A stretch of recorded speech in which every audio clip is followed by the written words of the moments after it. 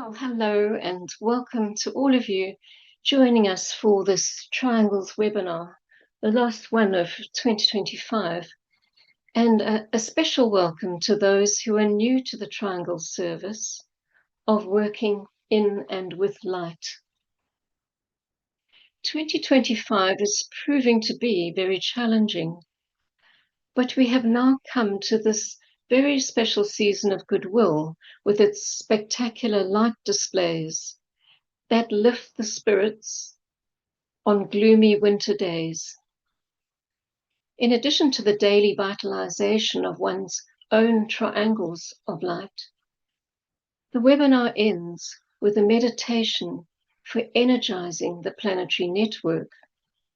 So this reinforces the image of each active triangle enlivened within the triangle's network, forming one great station of light, illumining human consciousness across the globe.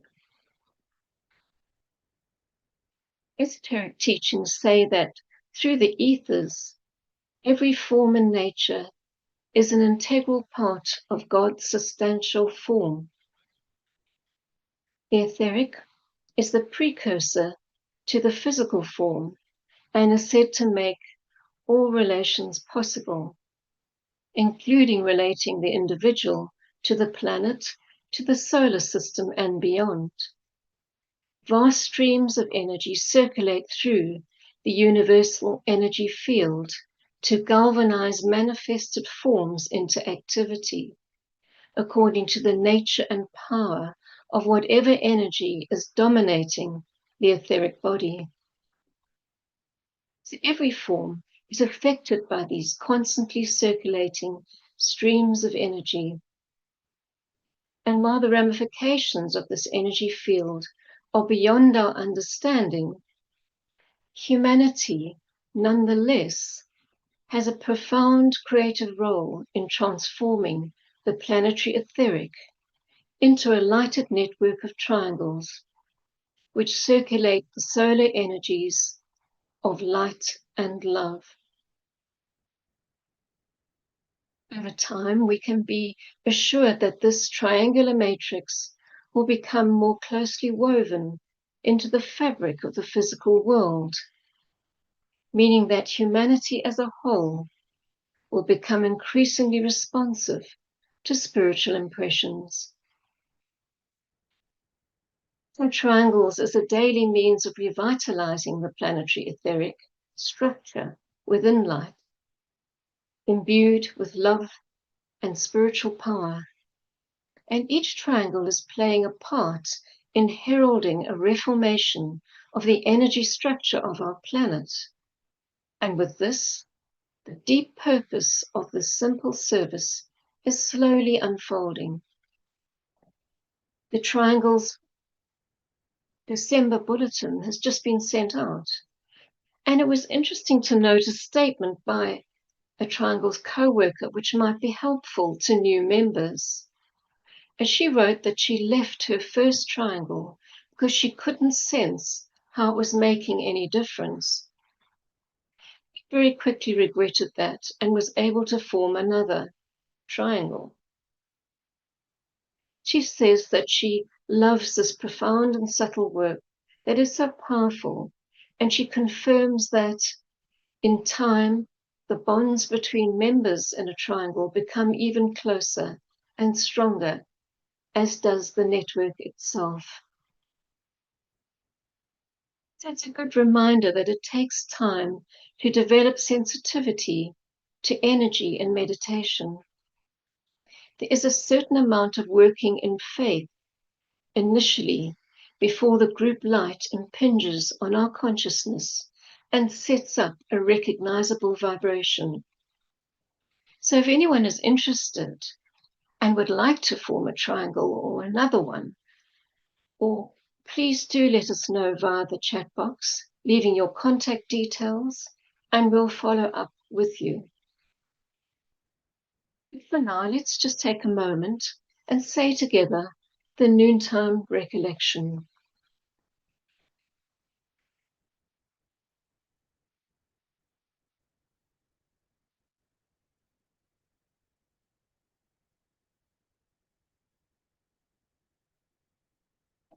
We know, O Lord of life and love, about the need. Touch our hearts anew with love, that we too may love and give.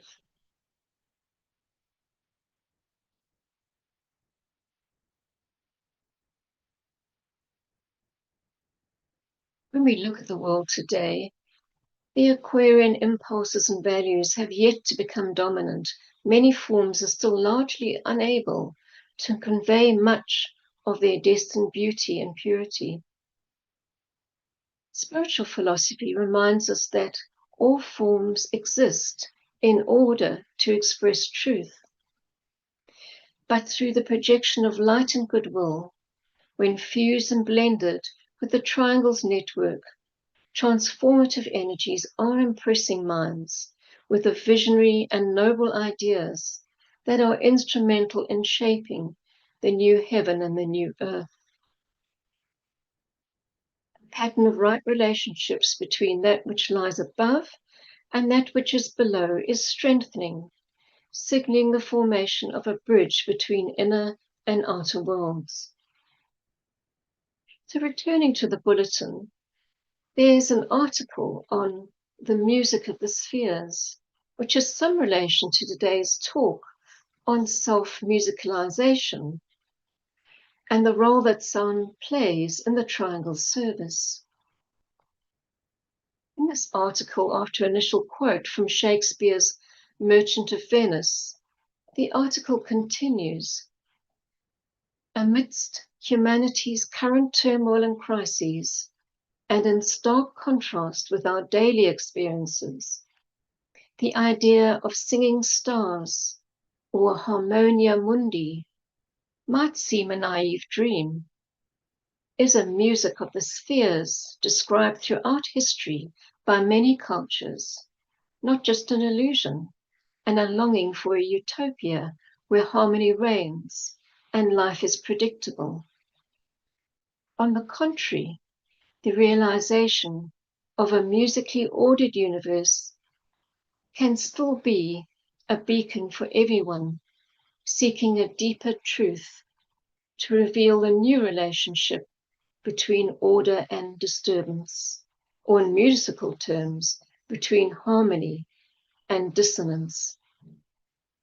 We can consider that the inspiration for all earthly music, sacred or profane, might be this music of the spheres, which, as some suggest, can only be heard by the soul. But should music, therefore, always be sweet, harmonious, and devoid of dissonance? End of quote. So this resonates with our understanding of conflict and the importance of the points of creative tension in our lives. These, when regarded as opportunities and rightly resolved, lead to a greater harmony and reflect the workings of one of the seven rays, the ray of harmony through conflict, which finds its resolution in the intuition. Perhaps we could say that our triangles sing or resound as energy pours through them into human consciousness. The vibration set up may disturb, as does light when it shines on darkness. But in the end, harmony prevails.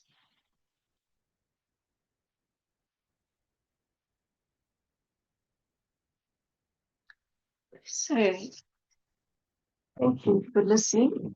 And let us now go into our reflection on the great invocation.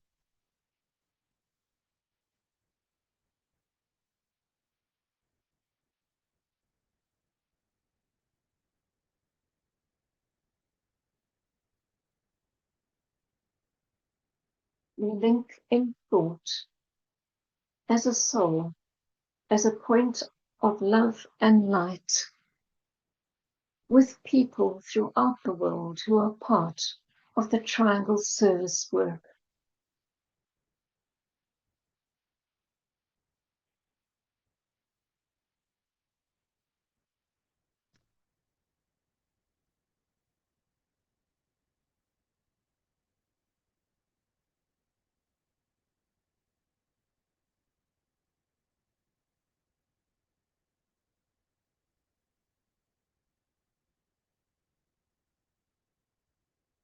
We visualize the world situation as best we can and see people everywhere glowing with a dim light, and here and there points of brighter light, where men and women of spiritual intention and of living hearts are working for their fellow human beings.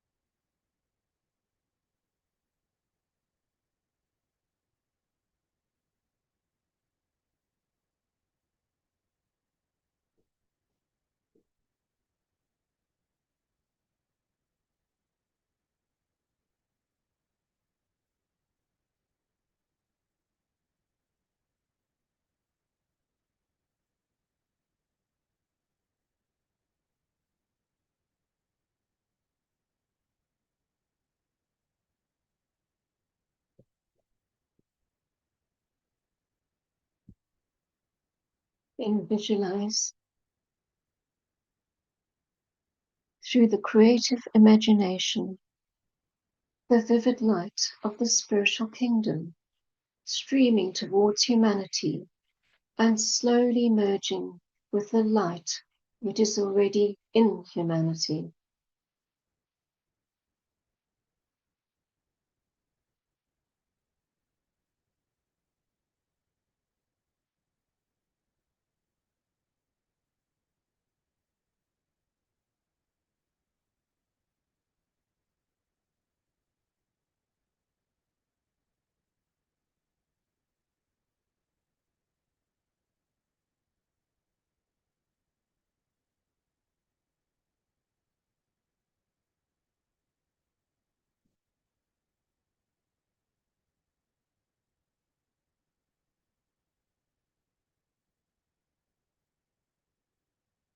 From the point of light within the mind of God, let light stream forth into human minds.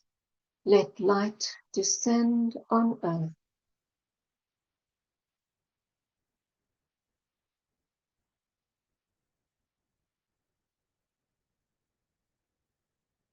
Wonder upon the reappearance of the coming world teacher, realizing that no matter by what name he may be called in the many world religions, he is still the same great identity. Reflect and speculate upon the possible results of his appearance.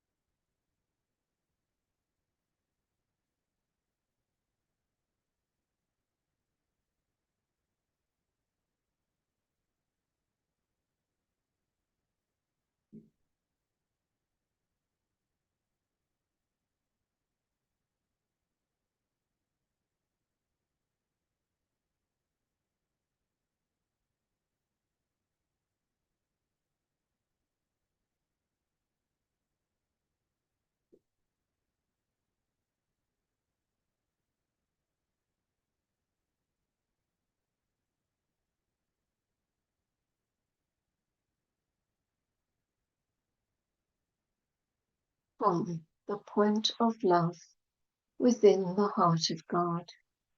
Let love stream forth into human hearts. May the coming one return to earth.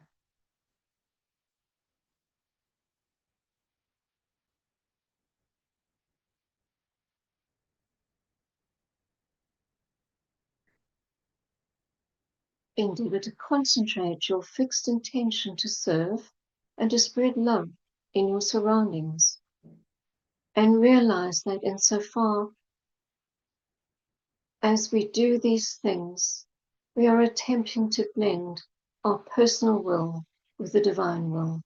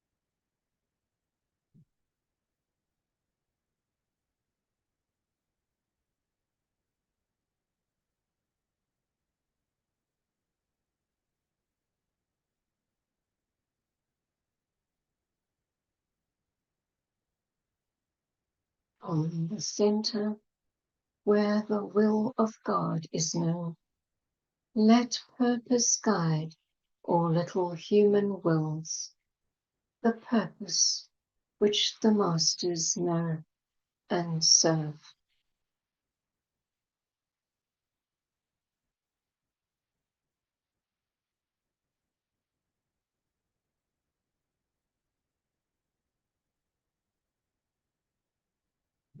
You sound the dedicating a threefold personality to the working out of the divine plan.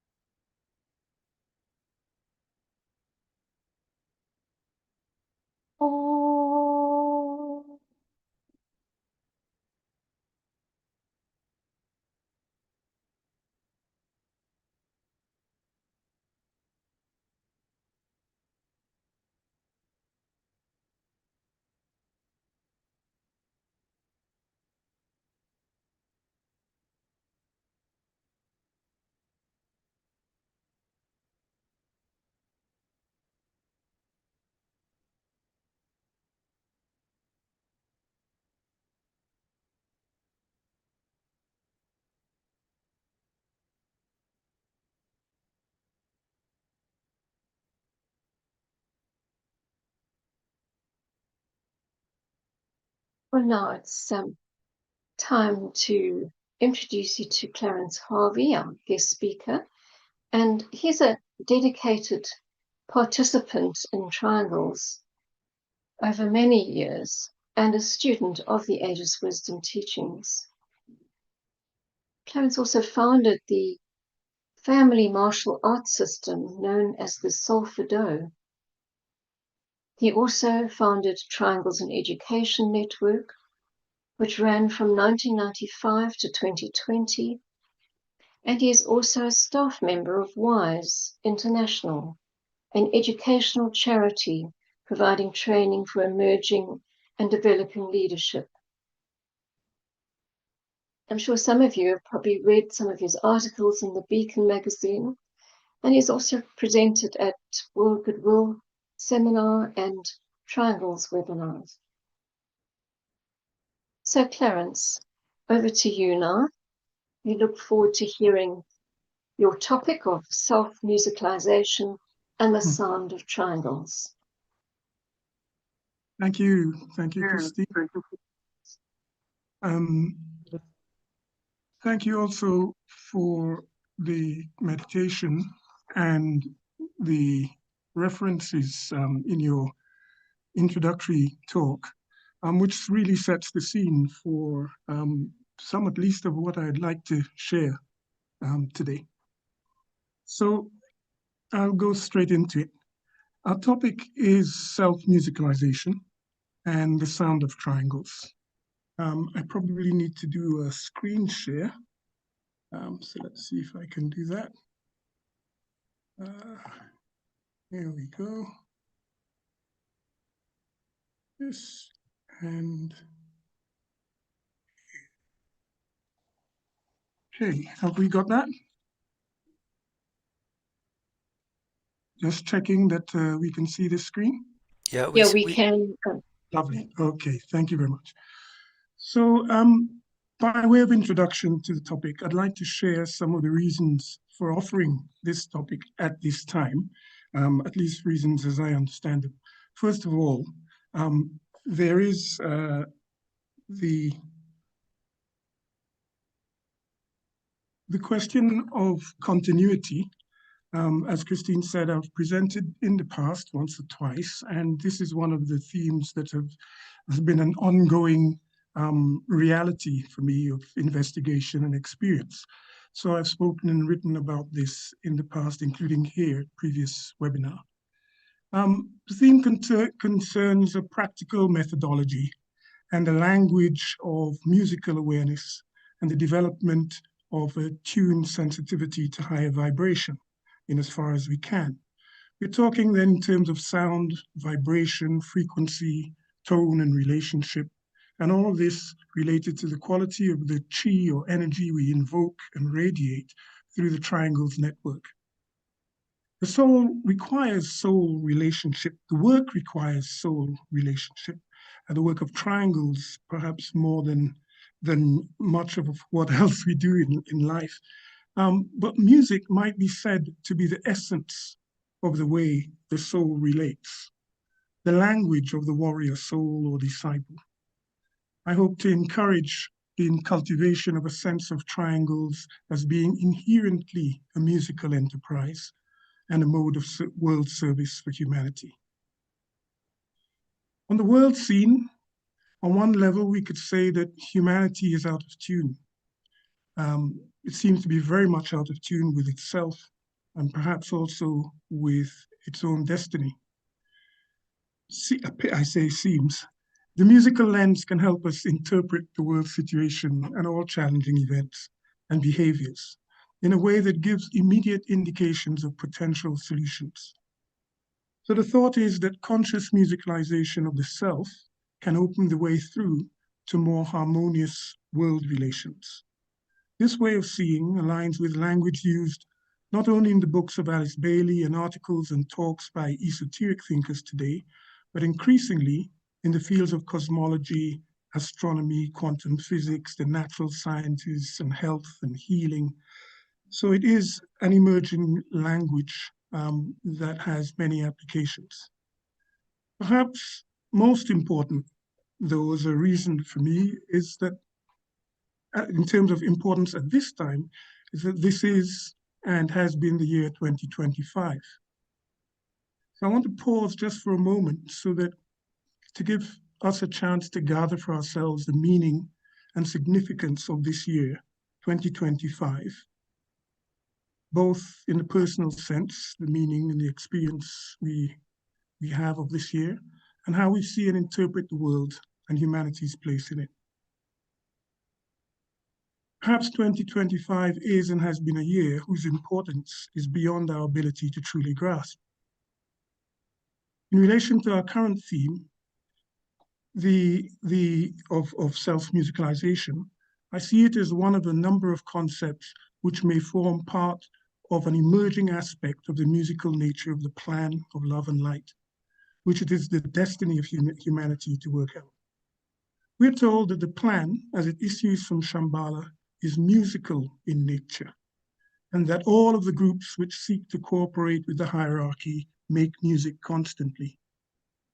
Self-musicalisation has implications not only for the individual, but for the collective sound of groups, including and perhaps especially so a network group like triangles. If humanity is to move forward to sound the note of brotherhood in the Aquarian age, surely it must be true that only humanity can tune and retune itself to this note.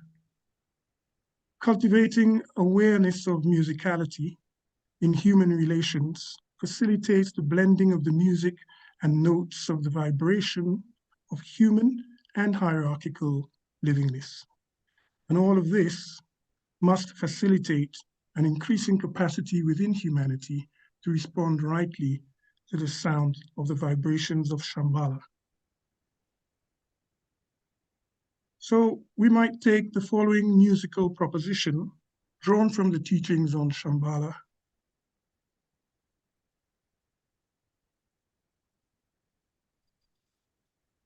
So in Shambhala, the wheel has one clear note.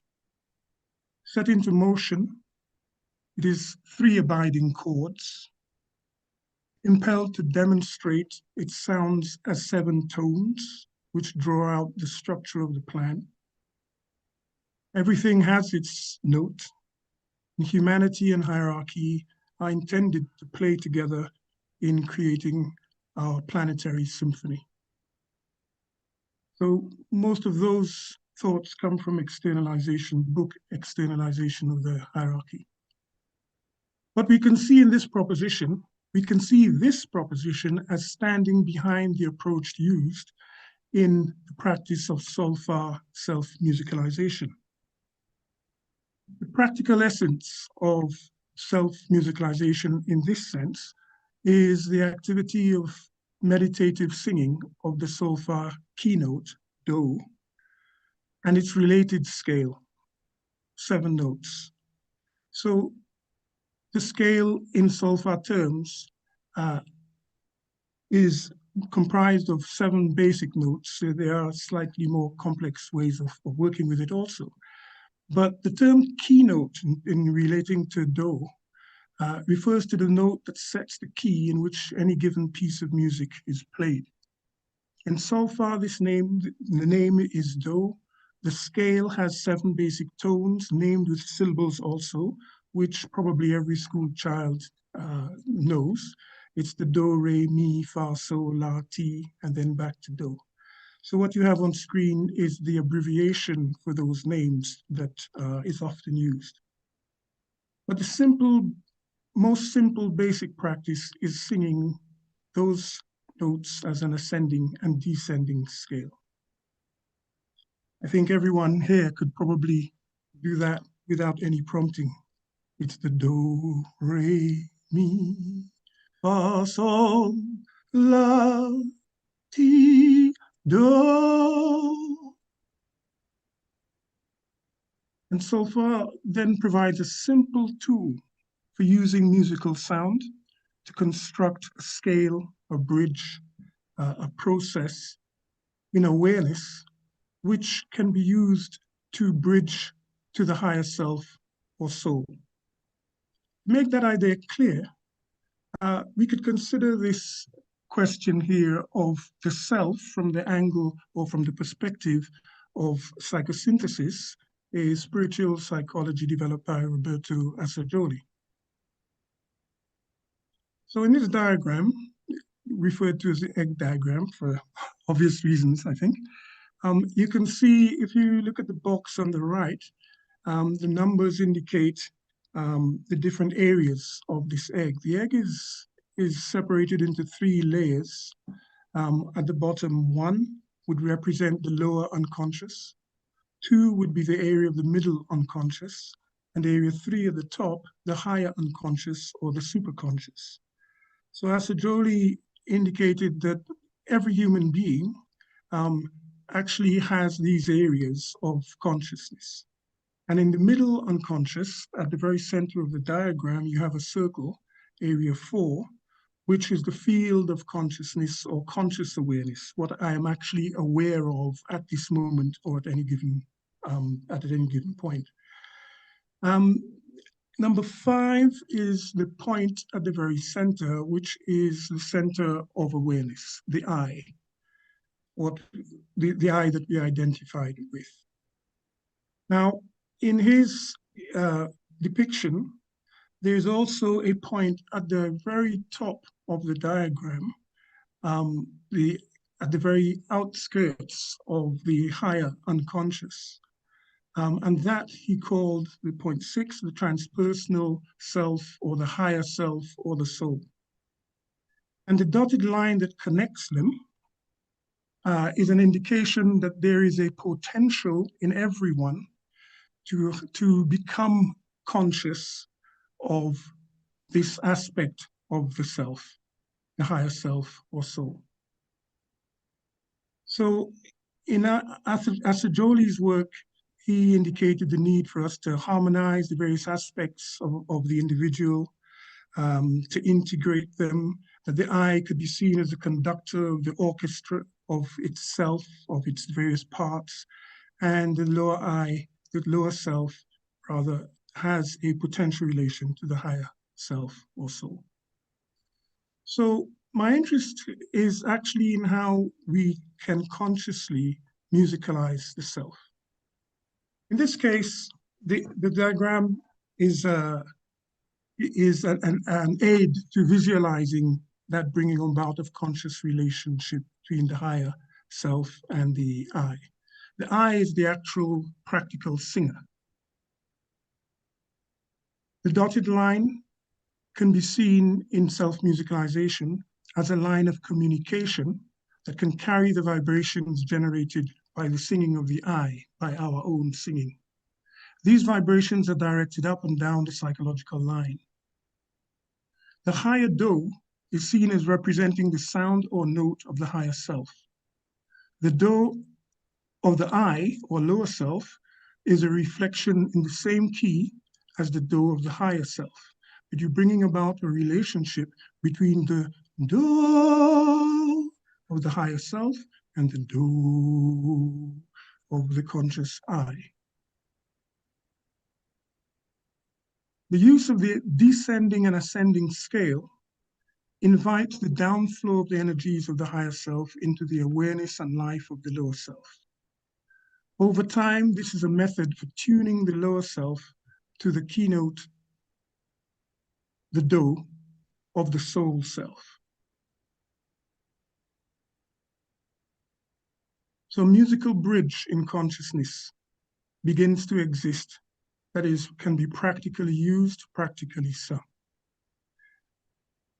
So the singing would simply be, for example, if I was reaching up, it would begin with do, re, mi, and with careful attention, one can be constructing a pathway, a musical bridge between the self and raising one's vibration to attune to the do of the higher self. In this sense, self-musicalization is a way by which human beings can tune and retune themselves to their own higher nature, musically lifting and stepping down their vibration at will. The key point here is that the line of connection is anchored in the top of the head of the singer. That is, the singing is done with the awareness held in the top of the head, in that area that relates to the crown center, with all that this implies. So we come now to the relation of self-musicalization to the sound of triangles. Here, we're really talking about the nature of the collective do, the sound or keynote that resonates throughout the network. This sound, I think Christine touched on this earlier, is summed up in the words of the Great Invocation. Self-musicalization offers a way of balanced musicalization of the group consciousness leading to awareness that the one sound generated by the triangles as a whole contains and embodies an amazing symphonic activity expressing light and love and power. Based on individual self-musicalization activity, units of triangles link in consciousness to resonate in the same key and naturally find that they tune to a unifying do for the purposes of the work at hand. This is what I would call singing do in triangles formation. It is a singing both of the lower do of our personalities and the higher do of the higher self. The sung do of each singing triangle is sent out to blend with the collective do of the network, awakening sensitivity to the musical nature of the energies being generated. The collective invocative sound naturally becomes clearer with practice. The radiated sound is a vibration that heals, infusing humanity with light, love, and the will to good. In this way, self-musicalizing triangles represents humanity learning to musicalize its own consciousness to the keynote of its own soul nature. We'll be familiar with the idea that sound generates patterns and form, especially in etheric substance. An underlying validation of the use of solfa for the purpose of self-musicalization lies specifically in the patterns generated by the sound do. The sound do generates a geometrical form or pattern of triangles within a circle. The Latin letter D of the English language relates historically to the Greek delta, whose uppercase form is the triangle. In the case of the O, we see it as representing the circle of the whole. So when we combine D, the fourth letter, and O, the fourth vowel, we are producing a sound which naturally resonates as the sound of the fourth kingdom in nature, humanity. In this way, as we participate in the forming of triangles within humanity, we are enhancing the capacity of the whole etheric body of humanity to produce its own natural note or musical sound. The practice of self-musicalization opens the way to the integration of life and consciousness of humanity into right musical relation with the greater system of triangle relationships of the greater whole. So in summary, self-musicalization is a means of musicalizing the vibration of the consciousness of the lower self and tuning it to the vibration of the fourth ray soul of humanity. The vibrating musical consciousness becomes increasingly sensitive to the quality of vibration of the two major centers of musical functioning in our planetary life: the magnetic vibration of the do of the hierarchy and the purpose awakening vibration of the sound of Shambhala. The topic is vast and beyond my ability to do more than offer an invitation for a simple beginning with ourselves. But a beginning today, whenever today falls for each of us, is sufficient. The self-musicalization activity of the Triangles Network as a whole inevitably has potent effects on the musicalization of humanity's etheric body, transmitting the musical vibration or sound of brotherhood throughout the etheric body, not only of humanity, but of the entire planetary life. Today can therefore mark the musical entry into the Aquarian era of human unfolding on our planet. Thank you indeed for your engagement. Thank you so much. Oh, it was wonderful, Clarence. It's hard to really focus on one thing because I'd like to go back and read it and reread it. I just wanted to tell you, though, that your references that you included are going to be posted now for participants to have a look at later. So we've got a little bit of time for questions or perhaps just discussion comments you'd like to make and to discuss with Clarence. I see a raised hand, Curtis. You've got a raised hand, Brady. Curtis Hoffman. Hi, Curtis. Can you unmute yourself? There we go. Yes, thank you. Hello.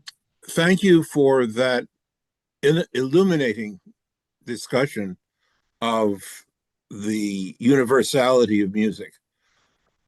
I've taken on the task of receiving music from what Patanjali calls the rain cloud of knowable things through dream.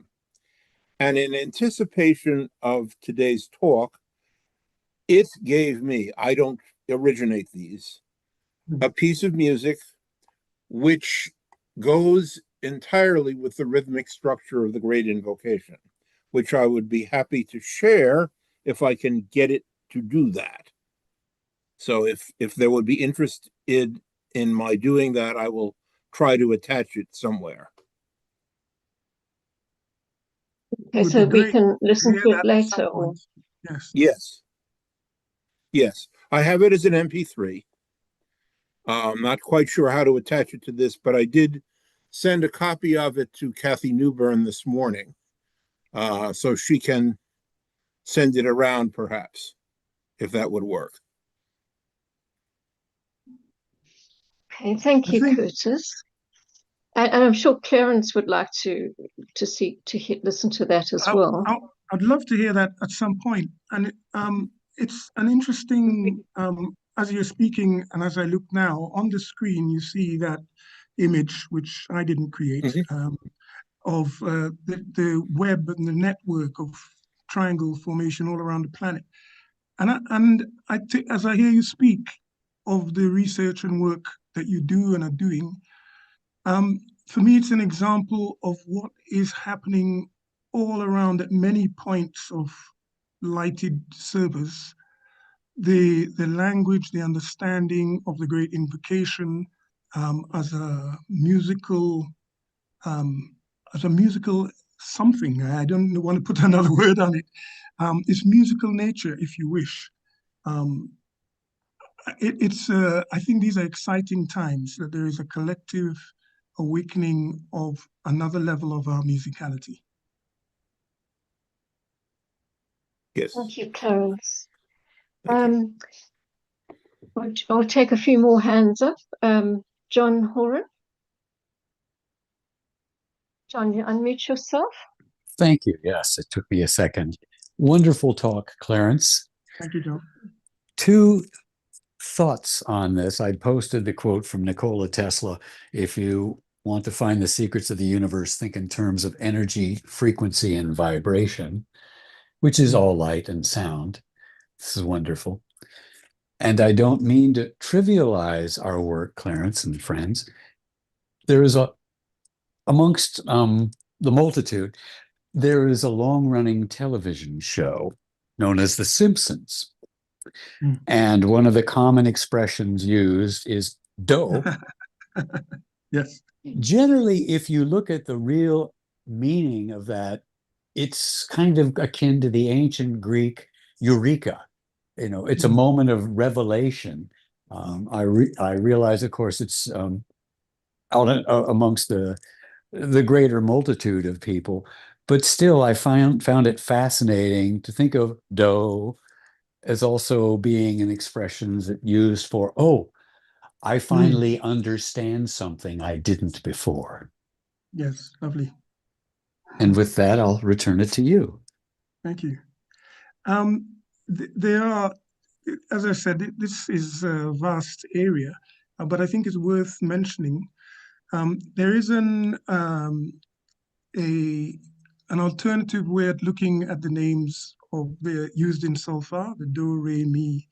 The traditional thing says it comes with taken from the syllables, initial syllable of each line of a verse of an ancient hymn. Gurdjieff suggested that it really speaks to the cosmic octave. And I won't spell it all out now, but he says that the syllable do stands for Dominus, the Lord, which refers to the absolute, so that we have an octave of creation stemming from the absolute right down to our solar system, to our planet, to our humanity, to beyond. So that the law of seven stands behind the structure of the scale and therefore of solfa singing. And it is interesting to think that a similar use of seven tones to draw out the plan into demonstration is spoken about in the Alice Bailey teachings.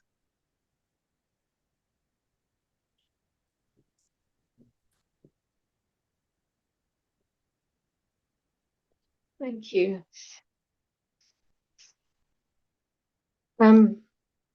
I just wondered if John wanted to say more about that. I was just hesitating there. David Price. David, please unmute yourself. There we go. Can you hear me? Yes, hello, David. Yes, I'd like to say something on a tangent with music. Flowers love to listen to classical music and do very well and grow very well when you play it for them. If it's rough music, they don't do very well. They wilt. I'd just like to add that.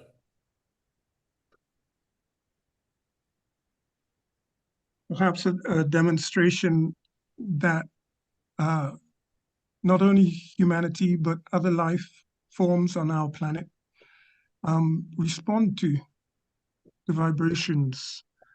And the vibrations, as again, Christine touched on earlier, that sometimes the experience of musical vibration is not necessarily comfortable, especially if we're producing dissonant tones and combinations. So working with sound is powerful, and it probably leaves us really attentive to with what purpose are we making the sounds that we are generating. And it may well be that this becomes increasingly important as we progress in our work, both of service and of growth for ourselves. That our slightest word, I have had experience, I don't know that if Christine mentioned this, but I'm now retired. My career was in teaching.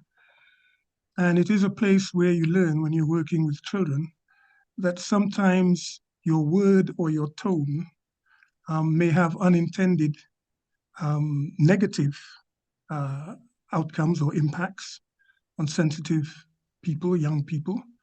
And on the other side, well-meant tones and words can have impacts, again, you may be unaware of, but you sometimes learn about them many years later.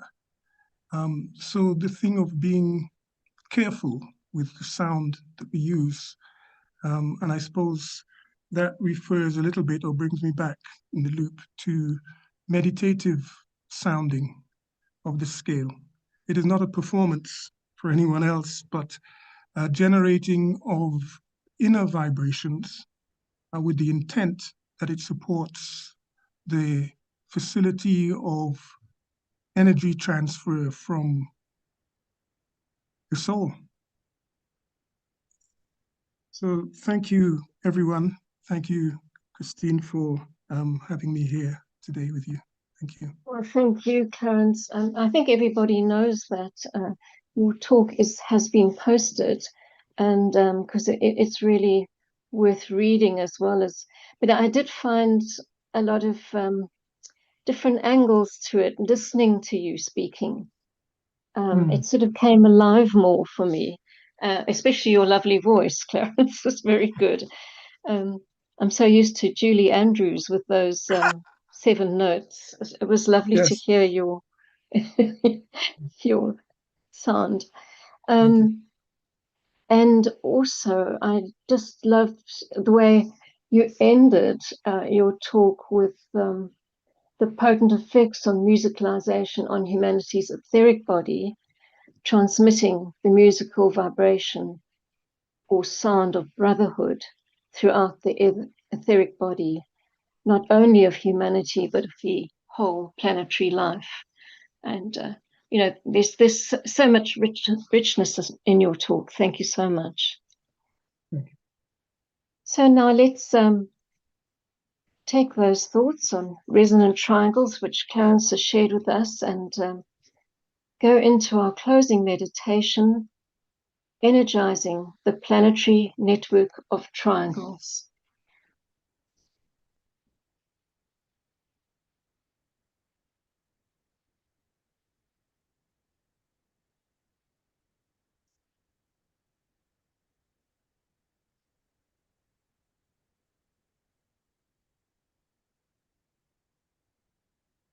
We come together as a group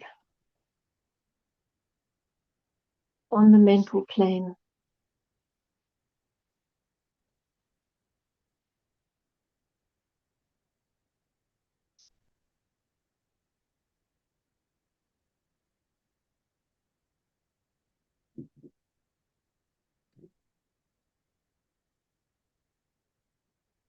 Identify as a soul with the world group functioning through 3 planetary centers, London, Geneva, and New York, as a triangle of light.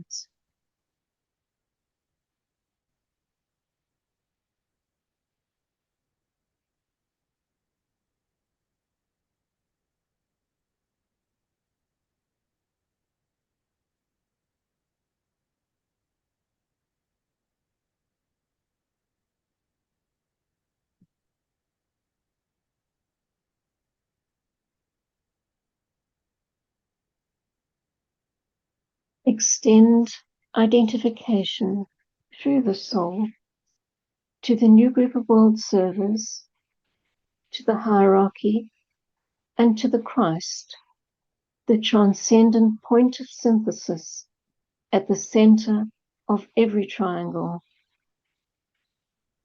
and to the triangle of energies standing behind the Christ.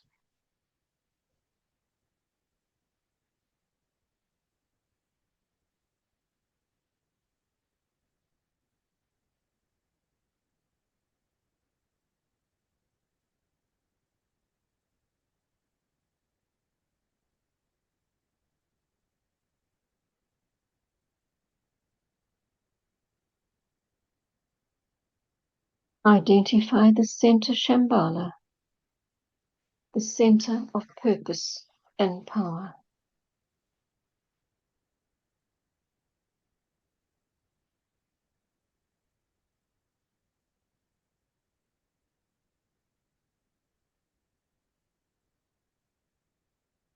Recognize the synthesis of 3 streams of cosmic energy within Shambhala, where the will of God is known, using the dedication in the center of the will of God I stand. Naught shall deflect my will from his. I implement that will by love. I turn towards the field of service. I, the triangle divine, work out that will within the square and serve my fellow men.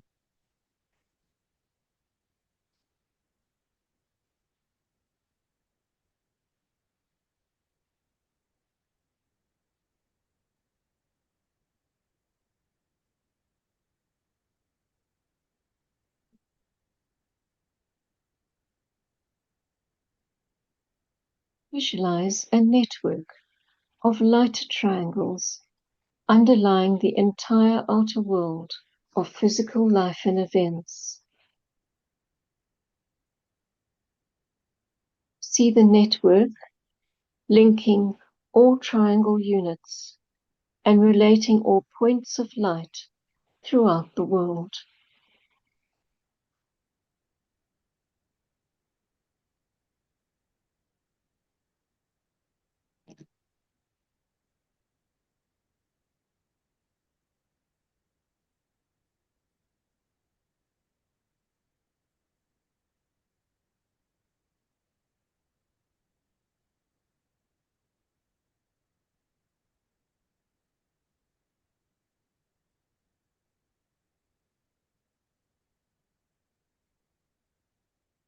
relating the world of spiritual realities, the hierarchy, to the world of experience, humanity, and acting as a channel of distribution within humanity for the spiritual energies pouring through the hierarchy.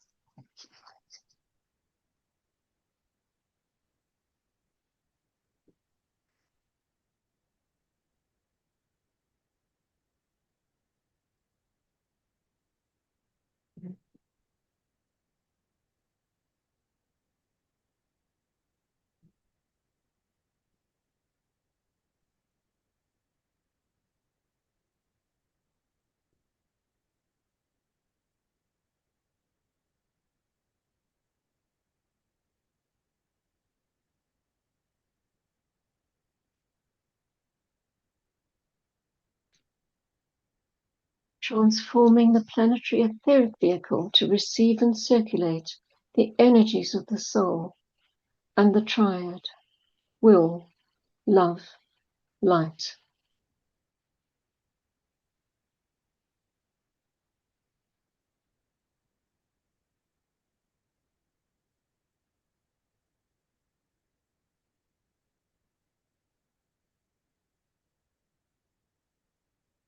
Realize that the energies of light, love, and the will to good, evoked by all triangle workers, pulsating through the planetary network of triangles, are having an inevitable effect within the three worlds, mental, emotional, and etheric, of human evolution, lifting human consciousness and helping to create the path of light for the feet of the Christ.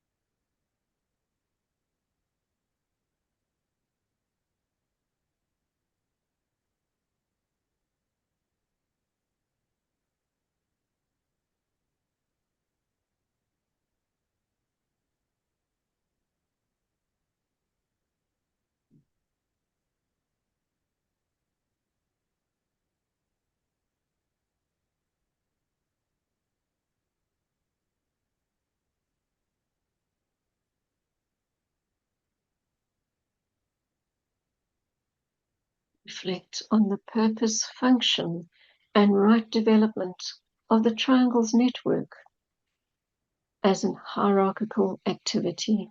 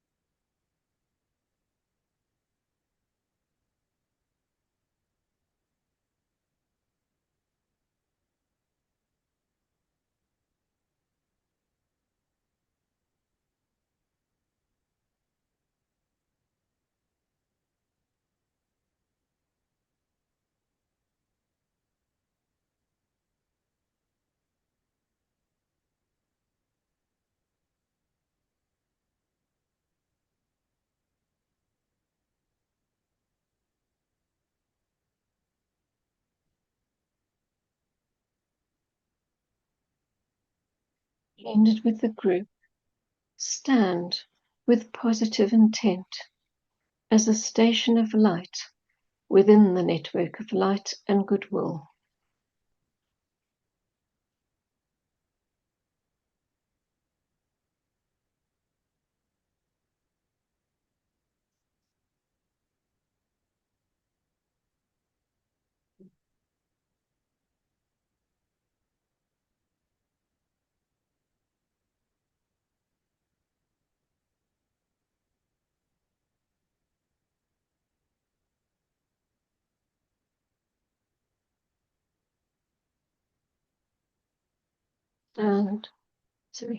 Sound, the adapted gratification, directing the triple energies through the triangle's network and throughout consciousness of humanity.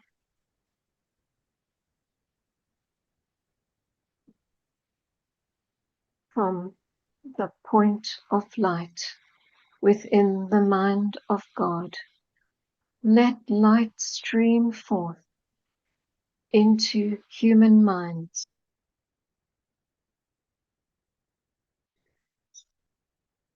Let light descend on earth on the point of love within the heart of God. Let love stream forth into human hearts. May the coming one return to earth. From the center where the will of God is known, let purpose guide all little human wills, the purpose which the masters know and serve. From the center which we call the human race, let the plan of love and light work out, and may it seal the door where evil dwells. Let light and love and power restore the plan on earth.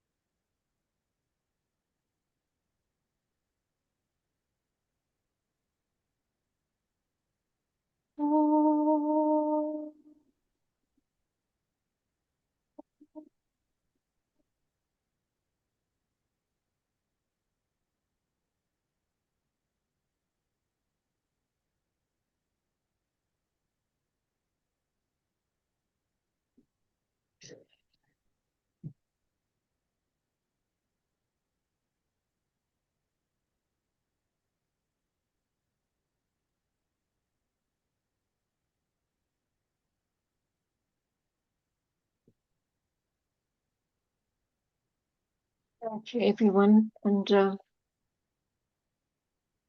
I wish you well for the season of goodwill coming up, and we'll meet again in the new year. Thank you so much for participating, and our grateful thanks to Clarence once again.